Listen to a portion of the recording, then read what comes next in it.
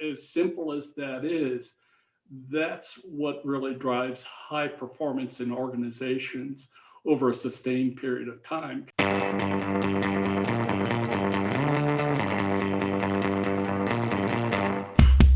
Welcome back to the Talking Sales series. John Smybert, and I've got Dave Brock with me. G'day, Dave. Hi, John. It's great to see you again. Absolutely fabulous to see you again. Looking forward to another great Smybert Brock discussion. And of course, the great part of that's the Brock part. Hey, I know you're very high on the whole importance of talent and managing talent in your sales force. I think it's a very critical story, subject to which research you're looking at. The average tenure in a sales role, is about 15 months or thereabouts, from what I'm told. And this is costing a fortune. We bring people in, we onboard them, we get them up to, theoretically a stage where they're productive, and they leave us. Yeah. It costs millions per salesperson. Let's talk about that and what we should do to overcome that as an issue.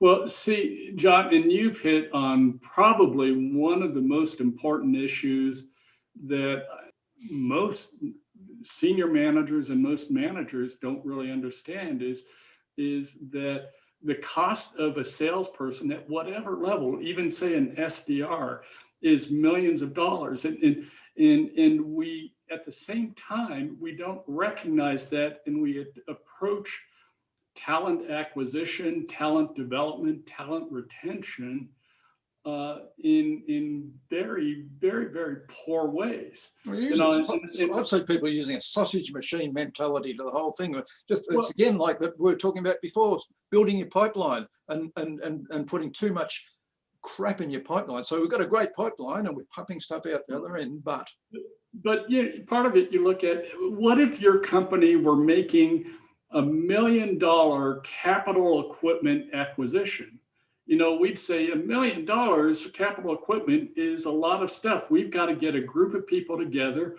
We've got to decide what we really want to do with this, what piece of equipment will best serve our needs, how we make it successful, implement and make it successful, and so on and so forth.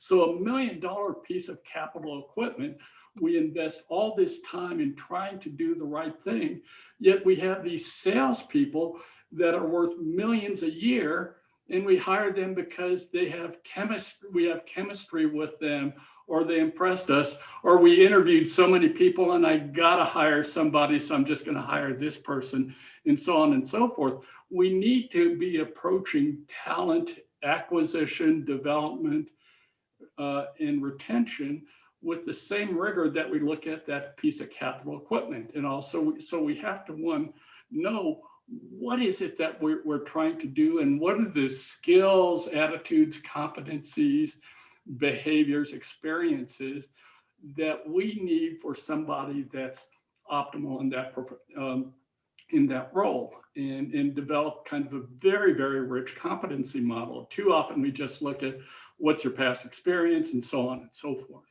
Or more likely it's chemistry. But we have to have a rigorous model to, just like that piece of capital equipment, this is what we want it to do. This is what a great salesperson looks like. And then as we start interviewing and acquiring them, we have to look at how closely can we match that model. We won't get it perfect, but we need to get as close as possible to that. And, if I go in, 80% of the managers I talk to, they have some sort of job description with some vague, you have to have 10 years of selling experience or something like that. And that kind of thing. But I say, what real competencies, what behaviors, what attitudes, what value system? They don't know that. And so they misfire. Or now that I have somebody, how do I need to get them from here to there? What are the competencies and what do I need to do to develop the person, not just on onboarding, but through that kind of thing, and so on and so forth. And then the final thing is, how do I retain these people? Why do people leave companies? They leave companies, the data shows they leave companies because they're managers. We don't create workplaces where people want to stay and contribute and so on and so forth. So, look at this scenario. If I have average tenure of a salesperson or a sales manager is 15 months, it takes me, say, 9 months to onboard them. And then, I have 6 months that I got to make my money off of them, for that whole 15-month period. And then I look at all the lost opportunity costs and so on and so forth. So that 15 months retention is just the most fiscally irresponsible thing that we can do. Is I have one of my friends, he's the EVP of global sales for a multi-billion-dollar corporation. They've been growing like crazy. They've been growing through acquisition, so on and so forth. But the culture in that company is around talent, getting the right people in and keeping them there forever. The reason is I've studied them and look at why do they perform so well. They have all the same things everybody else has. They have sales training, they have tools, they have processes, content, so on and so forth. They have good, very, very good coaching and so on and so forth. But they create a workplace where people feel value and want to stay. And so their average attrition, voluntary and involuntary, is 2%. Where I look at most of their competitors, the average attrition, voluntary and involuntary, is somewhere between 40 and 50%. Yeah. Just that difference is worth millions and millions and millions of dollars.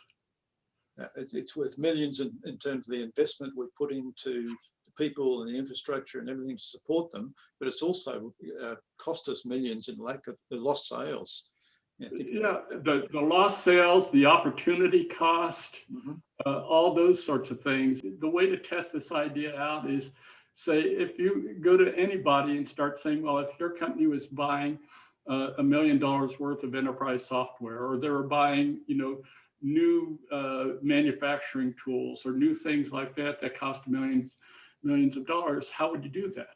Yeah. And they, we got to put together the buying committee. We got to do all this sort of stuff and so on and so forth. When you talk to them about people, I had lunch with this guy, I like him, because I can turn him over in 2 years anyway. I admire the organizations that have a massive investment in the hiring process. They have multiple people that do interviews. They have a whole methodology behind interviews. They have all the assessment testing, etc., that they do. It's probably always a little bit of gray area when you hire somebody, but there's not much gray area left. They know pretty much who they're hiring and what their capabilities are. And then they have a brilliant program and in developing those, onboarding them and then developing them as a member and a really proud member of their team. And helping coach them through that whole process, as you say, the first 6 or 9 months, so that at 12 months they've got the roots down, they're ready to really grow and help you as an organization grow. And they create workplaces where people feel valued and want to listen to, and that they want to stay. And that's great leadership and coaching and development, great opportunities. People that feel that they're listened to and that they can contribute and that they want to be challenged and those kinds of things. I've been working with a number of startups recently, and one of the biggest issues I see in startups is the founders of the companies, have built the company to a certain level. They've got to a ceiling. Now they need to bring more and more salespeople to grow and get that hockey stick growth they've committed to their investors. And say, okay, we'll hire a salesperson. They're willing to pay good money for one of the top salespeople that have a very competent company. They bring them in and the salesperson fails. And they wonder why.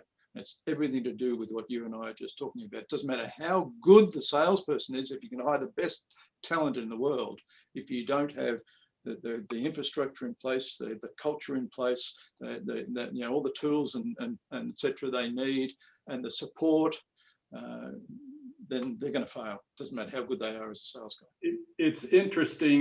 This is a little bit of self-promotion. I'm finishing up my next book, The Sales Executive Survival Guide.